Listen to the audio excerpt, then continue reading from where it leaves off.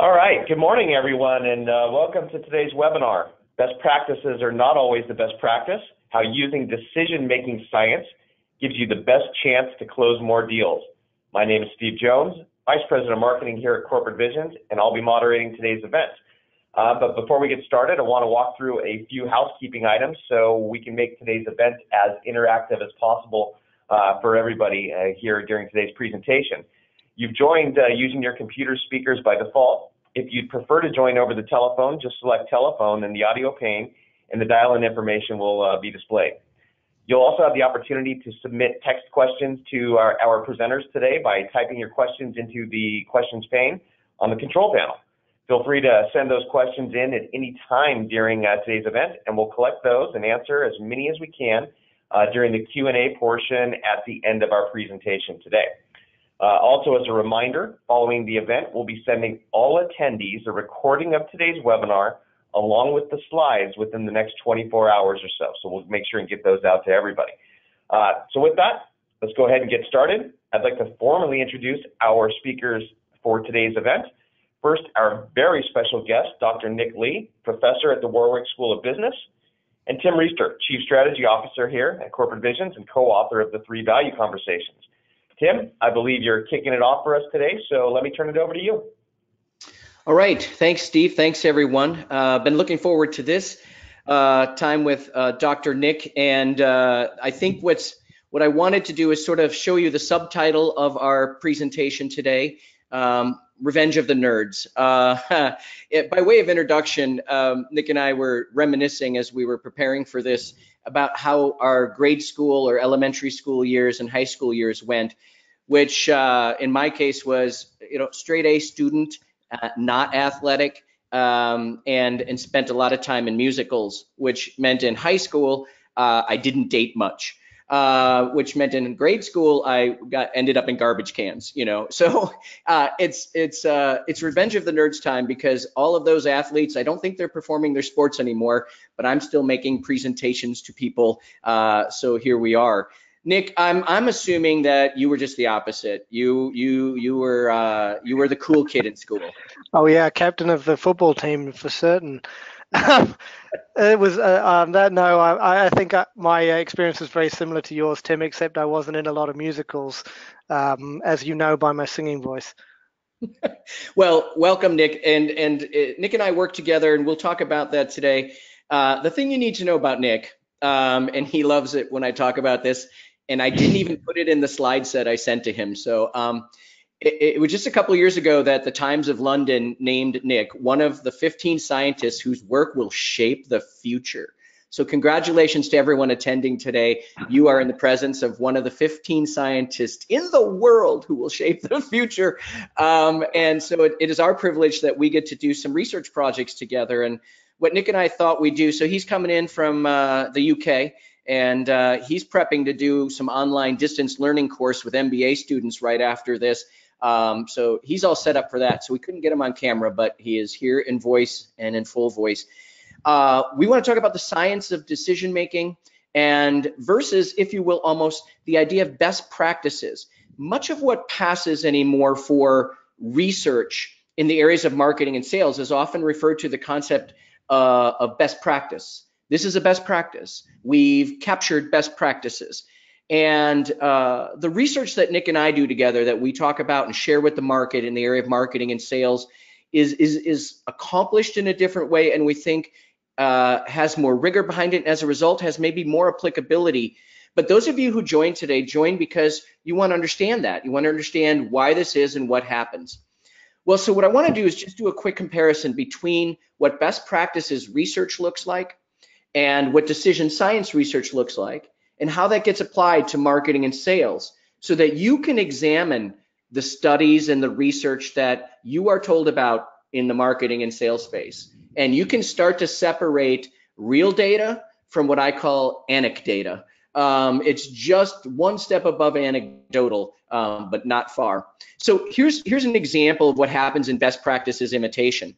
What you get is, for example, you identify a bunch of selling, let's say sellers in this case. Here's a profile of the different types of sellers, and each profile has a certain set of behaviors.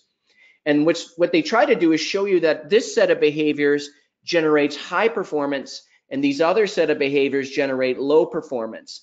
And so the idea is that there's a winning profile and the rest of the profiles are losers. And then the idea is that to come into your company and have people take an assessment to determine who are currently losers and who's a winner. And then you try to teach all the other losers to imitate the behaviors of the winner. And we think there's some inherent challenges with this idea of best practices. One is it's seller-centric. In a world when we're trying to be customer-centric, especially in sales best practices, we'll talk about marketing best practices later, identifying how sales behaviors, what salespeople do to customers, and trying to have others replicate that is inherently seller-centric, not customer or buyer-centric. It's also temporary. It gives you sort of temporary leadership. Why? Because the truth is, once a best practice is identified and codified and then published as a best practice, it can take on average about 2 years from data generation and collection to clustering and identifying and determining the best practice, and then cobbling together some sort of insight to teach you the best practice. And there's really a good chance that that thing was fleeting. It's no longer a best practice by the time you hear about it. It's now the average practice. The other challenge is there's cultural differences. A practice or behavior of a seller in one geography and the results it gets may not translate well in another geography. So certain, like aggressive techniques that might work in North America might not play as well in Europe or certainly not Asia. Yet, so it doesn't have the universality. So Nick, I just want to stop here for a second and kind of get your take as a guy who's done research for this many years and been touted as one of the leading researchers in both the marketing and sales space. Your take on the so-called best practices research and imitation. Yeah, I would very much agree with you, Tim. I mean, that is very much the way we used to do things when I first started 25 years ago, even longer sometimes it feels like. It's what we would call describing what's out there. The problem with the research that you described there is it doesn't go anywhere to explaining why those things are the best practices. For example, it could be that they're best practices just because they're different to what everybody else does. And of course, if we then make everybody else do that, they lose their, the reason for being higher performers. So it's much more important that we start from a place where we're attempting to work out why things should be more successful or less successful than just looking at the people who are or aren't and then deciding, well, that must be the way to behave. Yeah, I mean, what I often find is a couple things happen when you try to teach the losing profiles, the members of that group, to imitate someone else. It rubs them the wrong way. One, because there's ego involved. They don't want to be told they're the losing profile and they got to imitate someone else, especially if you can't tell them why that actually works. You can only tell them these behaviors seem to work better. And so now they look at their own personal gift set and talents and go, this is how I was made, this is who I am, and now you want to force fit me into that suit and it doesn't fit. And so what you get, I believe, is rejection based on ego and lack of corresponding gift set. So there's a lot of challenges with trying to apply best practices in an imitation format like this. So what Nick and I do together is something completely different, is not look at the seller and their behaviors, but look at the buyer and their behaviors, how they frame value and make decisions. There's 3 areas of study that Nick and I work in, the areas of social psychology, behavioral economics, and neuroscience, which we sort of triangulate to call the decision-making sciences. In a way, it's the invisible forces that shape the way humans frame value and make choices.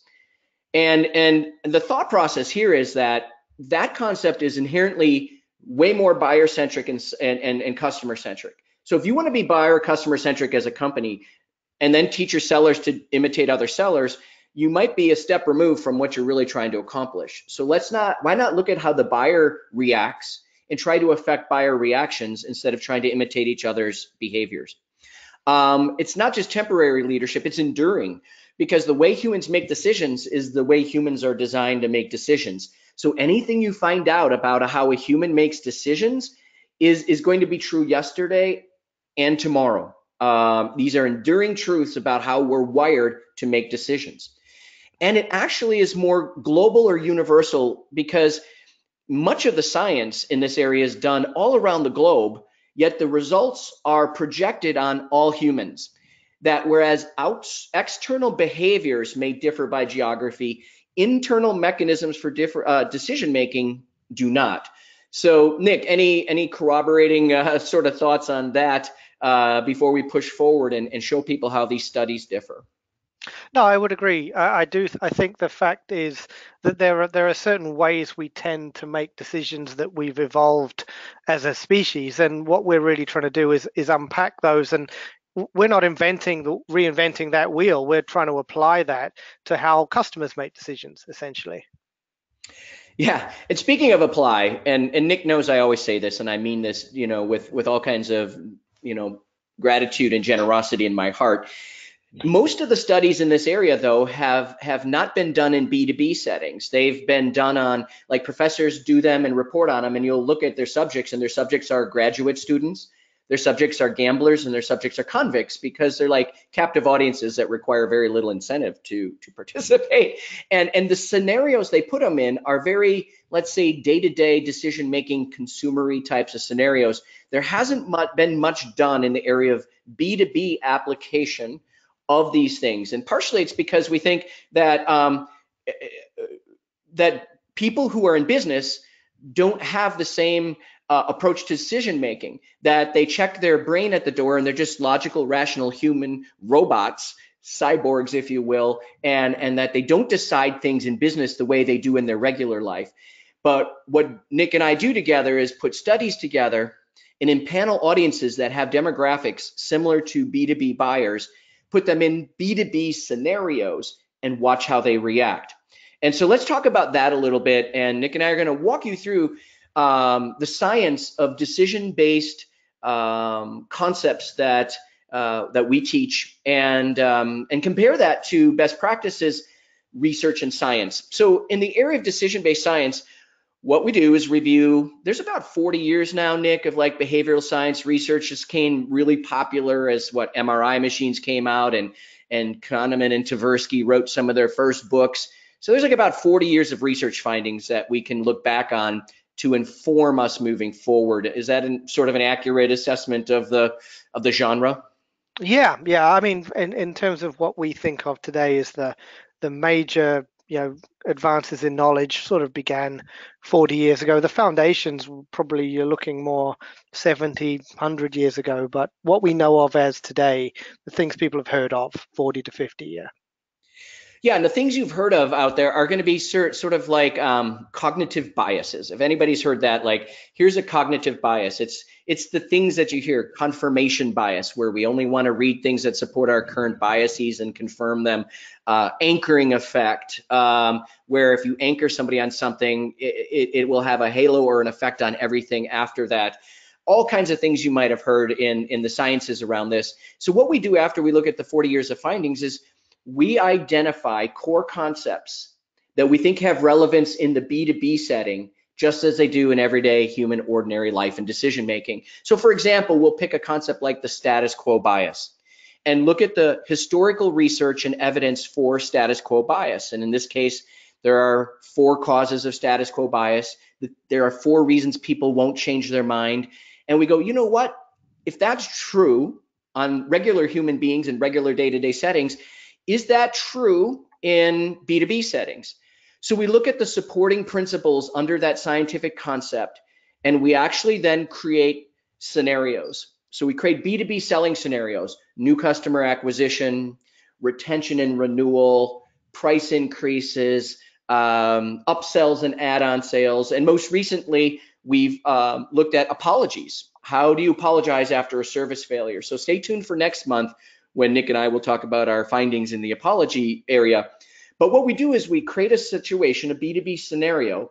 We recruit and empanel hundreds and hundreds of people fitting a B2B buyer demographic. And we build several messaging conditions. And we leverage the science into these conditions, looking for what will be the framework or the winning condition. So what we can say is that a message organized and developed in this fashion and delivered in this way will have a greater effect than these other approaches to messaging in that selling scenario. So we call these simulations as opposed to best practices, which is often done based on surveys. So we want to get people's real reactions and the intensity of their reactions to real buying, rebuying scenarios and real messages and see how they react. The idea then is the winning condition inside of this simulation provides us with the ability to give you a framework where we can confidently say when real humans in B2B buying situations or simulations were presented with these different messaging conditions, this one, not the rest, outperformed them in all these different areas. And we ask behavioral outcomes type questions so we can get their real reactions revealed, not just their opinions. So there's hopefully a quick overview of how decision-based science and simulation-based studies go, so that when you see the output, you understand the rigor behind it. I'm going to compare that to best practices research in a second. But Nick, any thoughts or comments you want to make about how this plays out and why this formula is superior in terms of results and rigor than maybe what we're going to talk about in best practices? Yeah, I mean, that was a pretty good summary of it, Tim.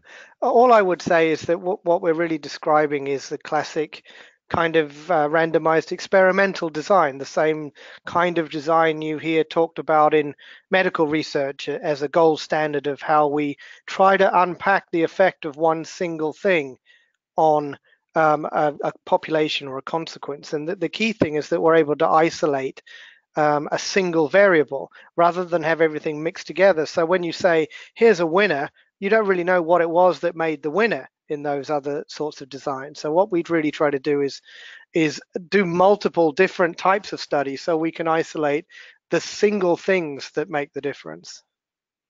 And that'll be key as we talk about it here in a second, is isolating the single thing that makes a difference so that with confidence you can say, for example, this is the message framework you should use because we were able to isolate that and it was the clear winner. Instead of saying it was one of three things the winning test condition had one of three things that were different, and now we're not sure which of these things caused it to win. Our results are always isolated so that when you see the framework, you can know that framework was the clear winner, and that order of the framework, if you will, those elements and the order of those elements were the clear winner. So let's contrast that. And I promised this was going to get a little nerdy. So hopefully you join this understanding that what we're trying to do is help you be better at reviewing surveys and research and science in the marketing and sales space, and having a better understanding of what has the rigor that you can believe and trust and apply, and what maybe is more opinion based and you might have to view with a level of skepticism before you go whole hog into it. And so what we're hoping is we're going to help make you a little bit smarter on these concepts. So let's talk a little bit about how best practice research is done so that you can contrast that approach. So the reason best practices may not be a best practice. Here's one approach. So there's a very popular best practice-based sales methodology out there. I'm not going to name it. I'm just going to walk you through the actual so-called science behind it to let you know this is how some of these things we're being exposed to are done, and we can all be smarter consumers as a result. So in this case, and this often happens in best practice research, you isolate a group. So in this case, a group of managers. I think there were like 90 sales managers from like 30 different companies. So 90 sales managers in 30 different companies were asked to submit three of their reps. And they said, we want you to submit one top performer and then two average performers. So I'm going to pause there for a second, because the first thing that happens is they ask the opinion of the manager, who's a top performer and who's an average performer. There was actually no specific standard on what made someone a top performer versus an average performer. Did one manager base it on quota achievement? Did one manager base it on close ratio? Or did they base it on somebody who follows their process to a T and they want everyone to emulate? There actually is already a potential variable in here, a confounding variable, where there was no specific rule as to what made someone a top versus an average performer. They just took it at face value from the manager that these were so-called top performers and those were average performers. The managers were then asked to look at a list of behaviors or attributes, selling behaviors or attributes. It was just a list of 40 different attributes. And they were asked to pick the top ones for your top performers. So which of these 40 attributes sound most like the behaviors and actions of your top performer? So now you have a manager who may not ride along with or be on calls with very often these salespeople saying, this is what this person does, with very little observation potentially of them actually doing those things. So now it is an opinion on which things the top performers do versus the average performers based on whatever bias and potential lack of observational information the manager has. Let alone this list was never sourced. Like, where do these 40 attributes come from? How is that list chosen? And how do we know that any of these behaviors are the actual behaviors, and et cetera? So that list is a random list that they're being asked to choose from. There was no actual data supporting the list as to why those behaviors were meaningful. What happened then is, based on the choices, those attributes were then clustered. And what they started to see were these little clusters of behaviors and attributes that showed up and started to look like or sound like certain profiles or types of sellers. So you see these clusters and you go, let's look at what those behaviors sound like. And then you give that profile a clever name. You call it something. You call it the Humpty Dump seller, and you call this one the Top Gun seller. And you give them clever names based on the types of attributes or behaviors in those clusters. And then once those clusters were identified, you go back and look at, okay, what percentage of the salespeople who show up in those clusters are high performers versus low performers? So for example, in this piece of research's case, one particular cluster that had a clever name showed that 39% of top performers were in that particular profile or cluster of behaviors. Meanwhile, only, and I'm going to use only as air quotes, only 23% of average performers fell into that cluster. So I'm going to offer at this moment that whether it's 39% of top, 23% of average, that's not a huge discrepancy there. So what that says is a significant number of average performers also fall into that profile. It just so happens that the highest number of top performers fall in there. And then they go on to say, let's look at the profile where there's the fewest number of top performers, but the highest number of average performers, and that's going to be called the biggest loser. So this particular profile or cluster is now the biggest loser because very few top performers perform like that or have those behaviors, but a significant number of average performers do. But I think it's interesting again to say that 26% of average performers act like this, and that makes them the biggest loser, but almost the same exact number of average performers perform like the winning profile. If you look at that 23 and 26 thing. So you start to already see why this gets a little dicey for you now to pronounce with certainty that cluster number 2 and the cleverly named Top Gun profile is the best one that everybody should follow because it is the behavior of high performers. It is, but only 39% of them, and almost the equal number of average performers do that same behavior set as the ones who do the average one. So anyways, it goes on, and what you see is the top versus low performers are put in there, and one is declared a certain winner that everybody must now follow. And if you are more of the other 4 when we assess you, then you are doing it wrong and you need to act like the other one. So Nick, that's the kind of science that it's more opinion and surveys of people than it is simulations and activities. And there's also some other things going on here that I pointed out. Your thoughts on this approach? One, this is a pretty fair representation of best practices approaches, right? And where do you see the problems? Yeah, I mean, to be honest, in our sort of fields, academically, we would rarely do this kind of clustering approach in particular. But clustering very much it's describing a set of data that you generated. It doesn't necessarily do a job of representing how the rest of the world looks. So it's highly dependent on the ratings that your manager gave you, in this context anyway.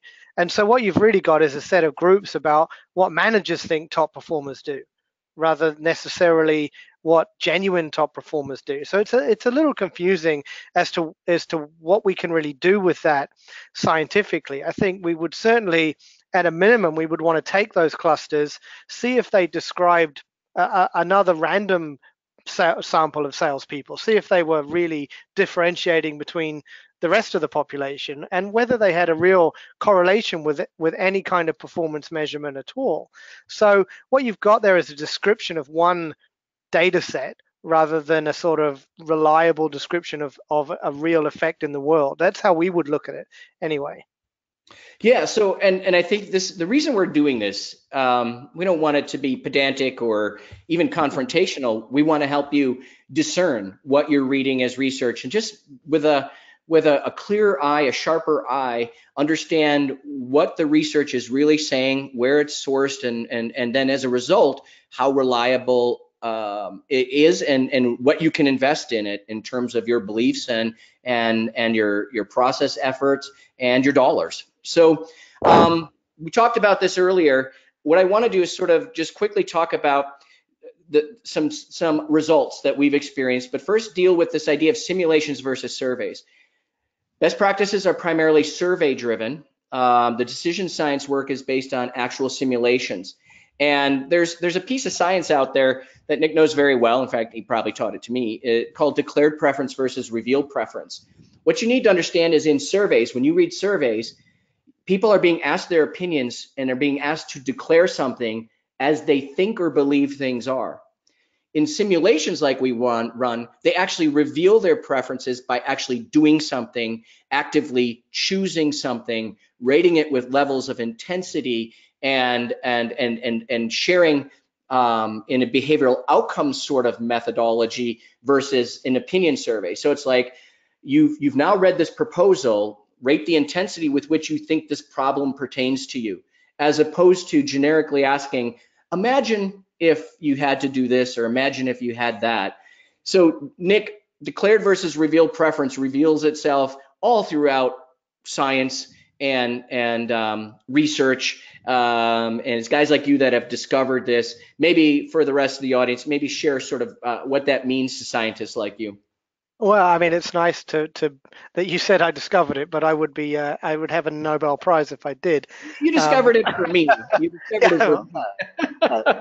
that's nice, and that's nice enough. I'll keep that. So, I mean, what we really are always concerned of is when we ask people questions about what they would do, or what does your manager do, or how well do you perform. This is a classic thing that when I first started as a sales researcher, we send a lot of surveys out, and it was hard getting people's real performance results. So what we used to do is say, hey, how well do you perform, or how good was your performance last month?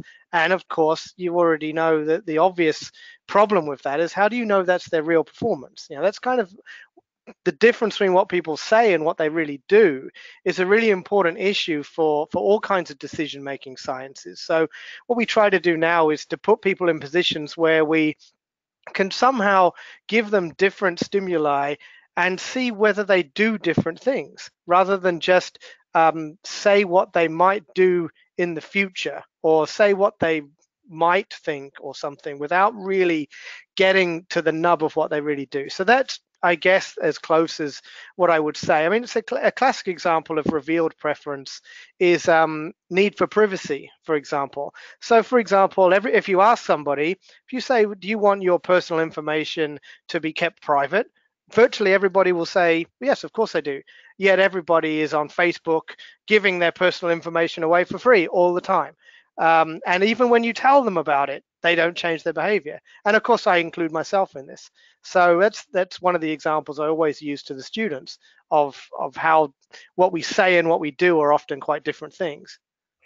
Well, when my financial advisor has me go through one of those risk surveys, I'm filled with hubris and bravado. I tell them I'm risky. I'm willing to take risks because I want to believe that about myself, to be honest. I want to think that I'm a cool guy investing and willing to roll with the big, the big money. And then he puts me in something, and the moment it moves like a basis point, I'm on the phone going, get me out, get me out. So clearly I declared one thing and revealed another. It's like asking people, should we have electric cars? Should people drive electric cars? And we build them because people say, absolutely, that would be a good thing. And then nobody buys them. So there's a lot of examples of that. And so therefore it says surveys are fraught with peril because the majority suffer from this indignity. The other thing I would say is correlation does not equal causation. And Nick, we talk about this a lot is when you take a survey and like we showed in the best practices, it's hard to prove causation because there's so many variables. They didn't isolate any variables there. And you've taught me again, like there are 3 conditions of causation where you can confidently say, if you change this or do this, it will cause a different outcome. And most best practices are not best practices because they are not causative, right? At best, they're correlative. So walk me through the 3 conditions of causation. Yeah, I mean, there are 3 conditions. One is correlation. You have to have a correlation between 2 things for one thing to cause another. But second is what we call temporal order, in other words, time order. One thing has to occur before the other thing. So you have to have a way of understanding that. And thirdly is people use various different words to express this, but it's basically isolation, or control. Are you sure that that's the only variable that's changing that is associated with this effect? So could there be something else? So for example, there's a great website if you want to look at this kind of stuff called spuriouscorrelations.com, and it presents all these crazy data sets which show all kinds of things are correlated, like the amount of movies Nicolas Cage is in with the amount of drownings in Florida or something, and that's almost perfectly correlated with each other each year, which is completely random, of course. So with experimental designs, I'm just go kidding. on. Yeah. Well, yeah. I mean, there was a very famous study that showed the ice cream consumption was correlated with murder rates in New York. And of course, that's what we call an example of spurious correlation, because actually it was the increase in temperature that caused both things. So when the temperatures got hot, people wanted more ice cream, but they also kind of got what my mother would say, hot and bothered. They got angrier, and they tended to be more likely to lash out. So that's what caused the murder rate. And there's a very famous example of how just showing that 2 things are correlated, which is what a survey does, cannot give you a causal relationship. And also surveys tend to be one time only, so they give you a snapshot. So they can't help you with the time ordering of things either. You can't see, well, if this salesperson's activity goes up, does their performance go up in the future? So that's also very important. So again, I love how nerdy this is getting, and hopefully people are getting what they came for. We said best practices aren't a best practice, and these are the areas that best practice suffers from. I like this declared versus revealed preference comparison as well. Scientists have been able to show that in decision making, 2 parts of the brain are involved. System 1, the emotional intuitive part of the brain, which is designed for survival, and system 2, and these words come from Daniel Kahneman, the rational logical part of the brain designed for analysis. The interesting part is the research over the last 40 years shows that it is system 1 that is in charge of decisions to change and causing behavior to change, and that in fact system 2 is the one that kind of like signs off on the deal. It justifies that decision, but the real decision is made in a part of the brain that frankly doesn't contain the capacity for language. So when you ask people in surveys what they think, they will express things based on, like when they talk to you, what they frankly rationally and logically believe is going on, when in reality the thing that's happening is emotional and intuitive. And so they unwittingly lie to you in surveys and voice of customer many times. They will tell you what they use to justify a decision, but not what it's going to take to get them to make a decision. And so when I discovered this science, I said, wow, like that the majority of decisions are actually emotional and intuitive. And we've done studies with Nick that prove that even with executive business buyers, because Nick helped us recruit like 300 of them one time, VP or level higher, pretty big companies with purchasing authority, and we put them through a simulation, and we discovered that they're very emotional, that they can be swayed simply by emotional language and loss frameworks and things like that. And they are not as math, logical, rational driven as they think they are. And then Nick, you laid it on me. You said that science is starting to doubt that rational, logical decision making is even a thing. Maybe tell the audience what scientists are starting to believe. Oops, Nick, are you on mute?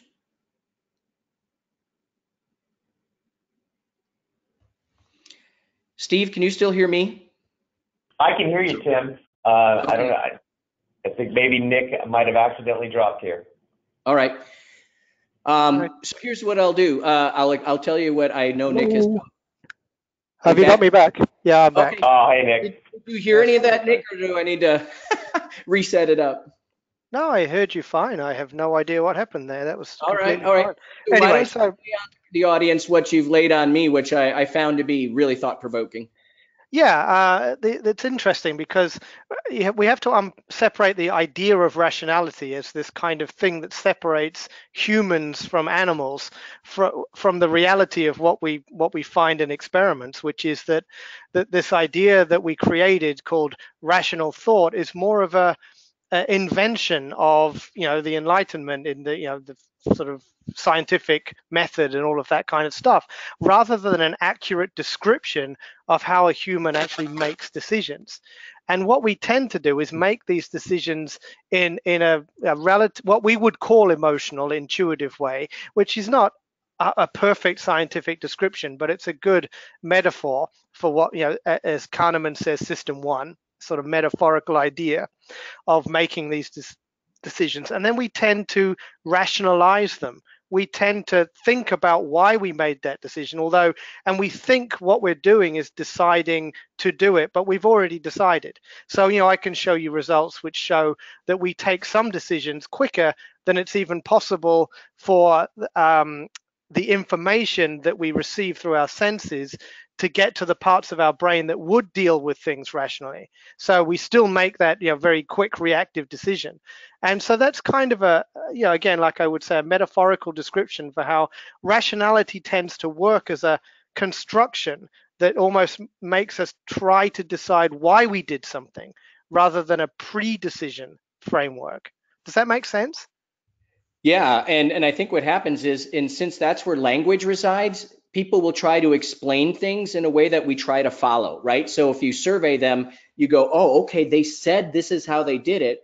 So then based on that lead, we follow that in our marketing messages and sales approaches. And it turns out they were almost unwittingly lying to us, or they were at a minimum leading us astray because they don't really have the ability to access how that decision was actually made. This is just an explanation. And it's a rational explanation for, if you will, an emotional decision. So it's hard to actually believe research based on surveys and voice of the customer because people don't have access to their actual decision-making process. They have access to their explanations. And so what I think is interesting there is I heard I guess you call it a metaphor or a story, is somebody said that our rational brain likes to think it's a scientist, but it's really more like a radio talk show host. It will do a lot of explaining, but not a lot of doing. And so the science we perform has to get at system one and has to demonstrate reactions in the moment so people reveal how they're going to respond, even without explanation. So you don't really ask for explanation, you monitor behavior. And so again, simulations versus surveys. So as we look at it, what's happened over the years working with Nick and what we've presented to the industry are these frameworks. And I'm going to quickly take you through sort of the most startling finding we've had over the last couple years that I think changes the game and the way marketers and salespeople need to work when it comes to messages and customer conversations. A couple years ago, we assumed that the customer acquisition conversation, how you speak to prospects, where there's a competitive incumbent, right? Your competitors there, you aren't. And how you speak to existing customers that you're trying to renew and expand, we all assumed that was an equal. Like it was like you take the same approach to them as you do over here. So when you launch a new product, here's how you tell the market, the prospects, and you talk to your customers in the same way. It turns out that is categorically not true. Our research has now validated that, in fact, the concept, as I mentioned earlier, status quo bias, is something that when you're trying to find a prospect and convert them to you and dislodge and disrupt a competitor, you must defeat their status quo bias because it's someone else, not you. But it turns out that you must actually defend or reinforce the bias towards status quo when you are their partner of choice. It sounds obvious, but it wasn't to customers or marketers and salespeople. They were using one-size-fits-all approaches to messaging, regardless of who they were sending it to. And it turns out that the fundamental decision-making science, status quo bias, must be approached in a 180-degree difference. So if you think about it, you got to think about it not in terms of what you're doing, trying to acquire customers. You have to think about it in terms of the questions that person's asking. So a new logo prospect is asking, why should I change? Why should I do anything different? Why should I do it with you and not somebody else? Why do I need to do that now? What about my status quo is so unsafe that I must change? And you must actually answer those questions. But if you think about what an existing customer is answering, the questions they're answering, and you get a whole different set of questions. Existing customers are actually thinking, why should I stay with these people? Why should I continue to work with them? Why should I do more with them? Why should I buy the upgrades and the add-ons and everything else? Why should I pay that price increase and stick around? Why should I accept, as we're about to show you in a couple of weeks, their apology for a service failure? The psychology of the customer is different than the psychology of the prospect. I know it sounds obvious now, but in reality, what it says is because the psychology is different, you have to have a different kind of story using a different framework, and you have to have different skills. Like on the defeat side, you must be a disruptor. And on the other side, you have to be sort of a defender and expander. Because the psychology is different, you must answer different questions. And it turns out there are different frameworks for answering the why change, why now, why you question, than the why stay, why pay more, and why evolve. And what we're about to launch, the why forgive question. And so I would say that what the simulation-based work has determined, different than best practice. Like in best practice, they say, here's the winning sales methodology, here's the winning profile. And what you'll hear from best practice companies is that practice runs across all customer engagement. It turns out one practice that you do for acquisition must be different than the practice for expansion. And if anyone's telling you otherwise, it's because they're using best practices approaches versus simulation-based science. Because in simulation-based science, we've seen customers react way different than prospects. And the winning message and condition and framework is totally different than when you're trying to acquire a customer. Nick, I know we thought this was like a huge breakthrough, but because you understand the science of status quo bias, I must admit you're kind of like, well, no, duh. Of course, existing customers, where you are the status quo bias, it's not in your best interest to suddenly disrupt the status quo when you are the status quo. So while it was, I think, insightful to us and it's insightful to the market because it's not a one-size-fits-all approach, as a scientist, you kind of saw this coming, didn't you? I might have lost Nick again. Well, if Nick, you can jump on it if you get back on, but what I will tell you is that we suffered the humiliation of the scientists. Oh, I think I'm back. Okay. You predicted these results before we even thought of them, right? Yeah, I wouldn't say it was oh duh, but it was relatively obvious that was going to happen. So I was pleased that it happened. And of course, a lot of times we think things are obvious and they don't happen. I would have been more surprised if we didn't find the difference than that we did. So, I mean, as we look at the time here, we've got other webcasts where we teach the concepts behind status quo bias, the 4 reasons people won't change their mind. But in essence, when you're trying to win new business, you have to deliberately defeat, disrupt, and otherwise unhinge These 4 reasons people don't change their mind. But when you're in the business with an existing customer and you want to renew and expand with them, you have to more deliberately reinforce these biases because they're in your favor. And that your story has to be rooted in reinforcing the bias towards you before you introduce maybe the new upgrade or the new thing, because you want to take advantage of that status quo bias. If you come in and just disrupt your existing customers and treat them the same as your prospects, what we show is you open the door to other competitors coming in, because they're like, well, if I have to change this much, I might as well consider all my alternatives. So what's happened is that corporate visions, working with Dr. Nick, have created frameworks now through simulations. A why change framework for customer acquisition, where you must defeat status quo bias, and a why stay framework, where you must reinforce status quo bias so people will stick with you and will renew.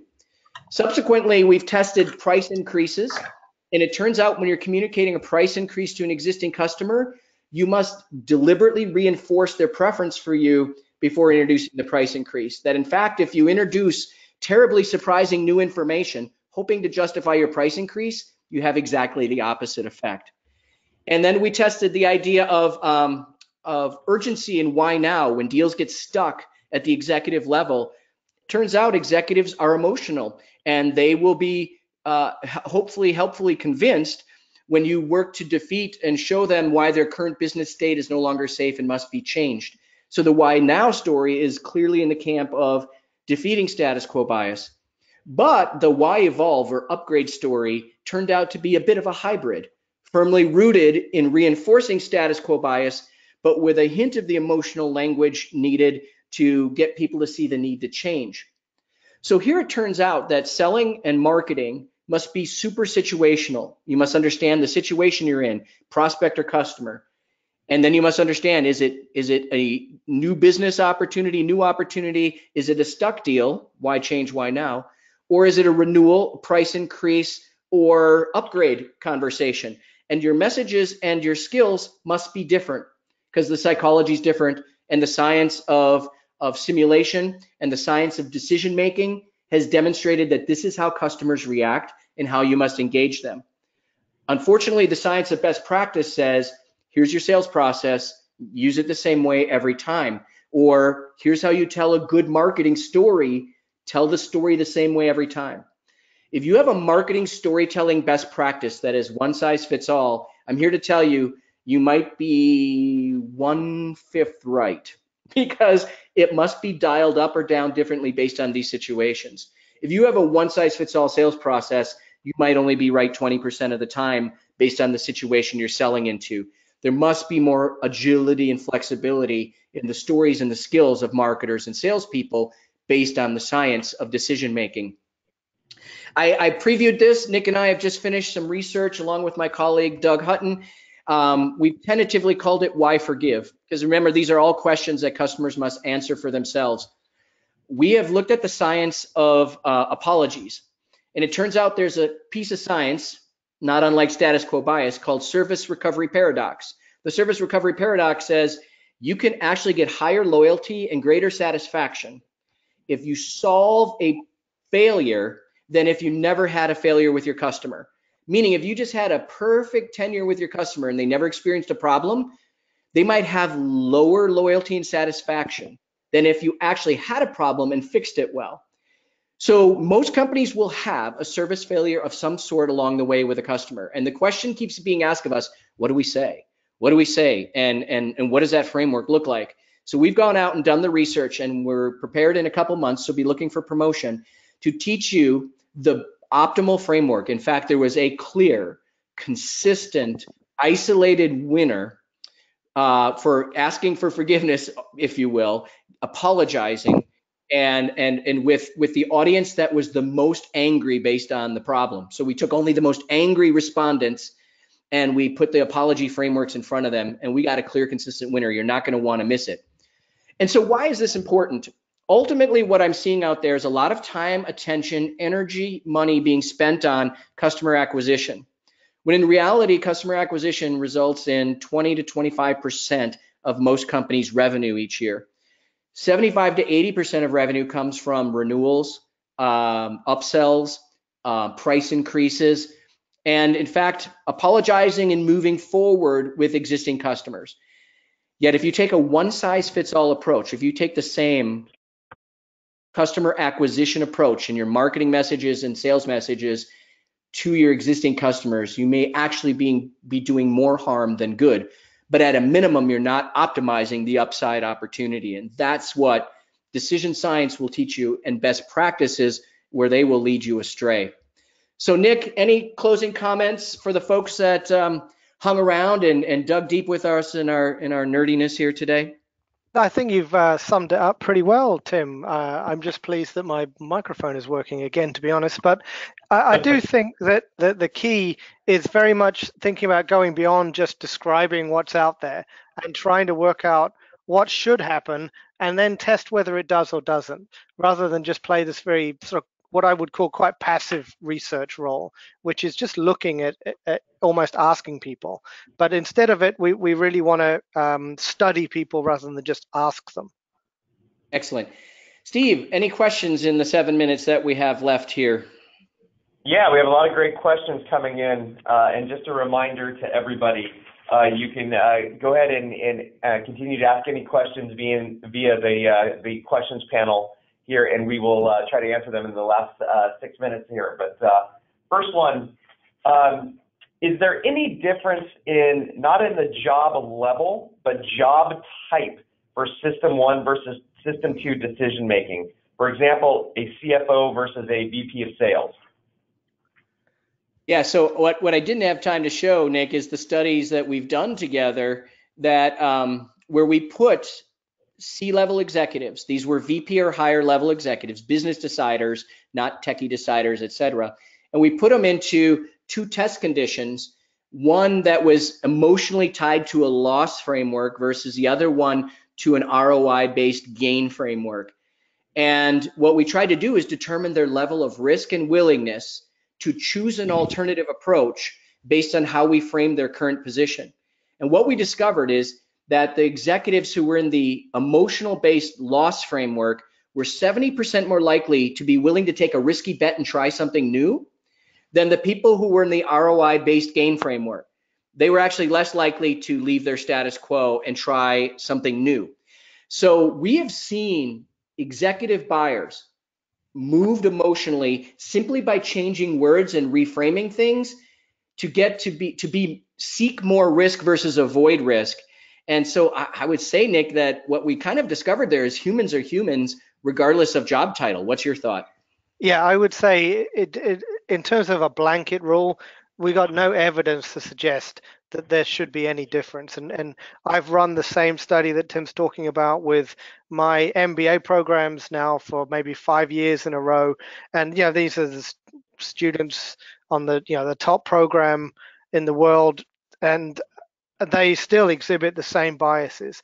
But what I would say is that when you learn about these biases, you can arm yourself with tools to try to avoid them. I think that they're not almost deterministic, that everybody is almost like a robot. If you understand the natural ways that we are biased towards and against things, you can set up frameworks which try to avoid you making those decisions. So I wouldn't say it's a job title thing. I would say it's a knowledge thing. Yeah, so the question becomes, when you build a message and you want to move an executive, don't remove the emotional, intuitive language because they told you to. The reality is they tell you one thing from their logical brain where the capacity for language lives, and they tell you how they think things are, the way in terms of how they make a decision, but it turns out they make a decision a different way. And that's what the science has said, is humans have a very hard time finding the reason for their decisions. So they put this little veneer of explanation on it. And that's what you're getting when you just take at face value an executive saying, here's how I decide, because we proved it wrong in 2 different simulations. And so did Nick with his esteemed MBA students. They perform the same as undergrads. They'd hate to think that, but they do. Yeah. I would say though that people like to have those reasons, these rational reasons, because they have to justify that decision to someone up the chain. So they may make the decision emotionally, but they also have to have a reason why they made the decision to tell somebody. Yeah, so the best story, well, what we find in B2B stories often is very rational content, but very little emotional content. Well, it shouldn't swing the other way. The pendulum shouldn't be now all, because both parts of the brain are involved in the decision. One makes the decision to change, one explains it. So you actually need both parts of your story. But more often than not, when we look at B2B presentations and stories, it's heavy on the rational, logical stuff and light on the emotional, intuitive.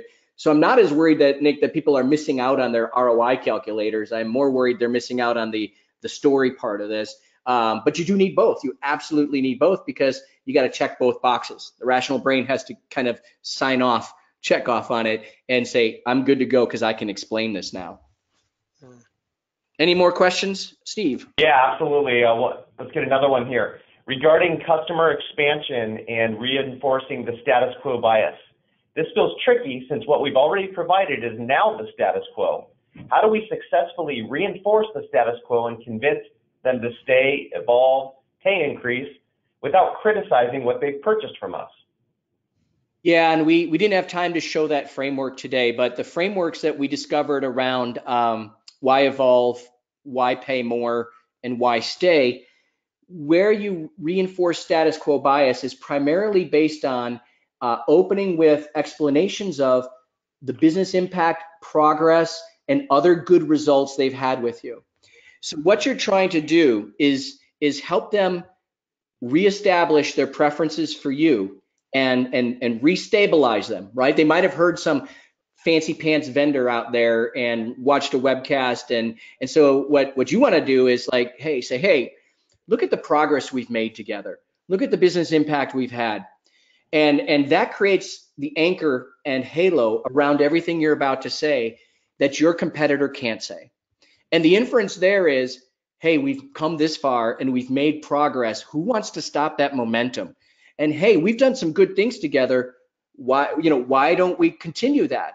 And so on that side, as you're trying to move them to an upgrade, you have to have a foundation of documented impact, results, and progress, and a foundation of good partnership. Like in that story, you want to show how you have intelligence from inside the company because you're a good partner and you see what's going on and you hear from all the players inside their company, as well as have an ear on the ground to what's going on outside the company.